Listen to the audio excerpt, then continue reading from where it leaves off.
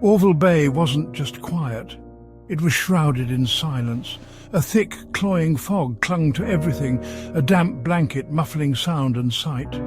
The air tasted of salt and decay, a constant reminder of the town's uneasy truce with the sea. The ocean gnawed at the shoreline, its rhythmic crash, like the slow, deliberate chewing of a predator savouring its kill. The houses huddled close together, as if seeking comfort from the encroaching fog and the vast emptiness of the ocean beyond. Their paint peeled like sunburned skin, revealing the rot beneath. Windows like vacant eyes stared out blindly, reflecting nothing but the oppressive grey. Even on the clearest day, the sun struggled to pierce the perpetual haze that hung over Orville Bay. It was a place where shadows lingered long after the light had faded, a breeding ground for whispers and secrets best left undisturbed. Orville Bay held its breath, trapped in a perpetual state of anticipation, waiting for the inevitable moment when the sea would finally claim it as its own.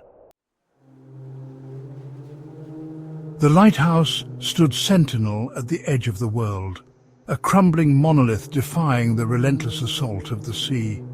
Its once bright paint was now a canvas of peeling layers, revealing the skeletal structure beneath. The lantern, once a beacon of hope, now flickered erratically, its light swallowed by the dense fog. Each night, its beams swept across the churning water, a silent promise of safety forever broken. It was a lighthouse that had witnessed too much, its walls absorbing the tragedies of the sea. The cries of drowning men, the desperate pleas for salvation, all echoed within its decaying frame. Locals whispered of a presence within the lighthouse, a keeper long dead but forever bound to his duty. They spoke of shadows moving in the windows, of a faint light that sometimes flickered to life even on the stillest nights. The lighthouse stood as a stark reminder of Orville Bay's isolation, a lonely sentinel guarding against an unseen enemy that lurked not in the depths of the ocean, but in the shadows of the mind. It was a symbol of hope, slowly succumbing to despair, its light fading with each passing year. Emily Lawson arrived in Orville Bay like a bird with a broken wing, seeking refuge in the very place most people longed to escape. Haunted by her own personal demons, she was drawn to the town's melancholy, sensing a kinship with its unspoken sorrow. Her past was a tapestry of broken promises and shattered dreams. The loss of her parents in a tragic accident had left her adrift, searching for answers in the faces of strangers. She carried their memory like a physical weight, their absence a constant ache in her chest. The oppressive atmosphere of Orville Bay, its chilling fog, and the ever-present roar of the ocean resonated with the turmoil within her. She rented a small cottage overlooking the bay, its windows offering a panoramic view of the menacing sea. In the solitude of her new home, Emily sought solace in the written word, her pen scratching out stories of loss and longing. She wrote to escape her past, unaware that she was writing herself into the heart of Orville Bay's dark legend.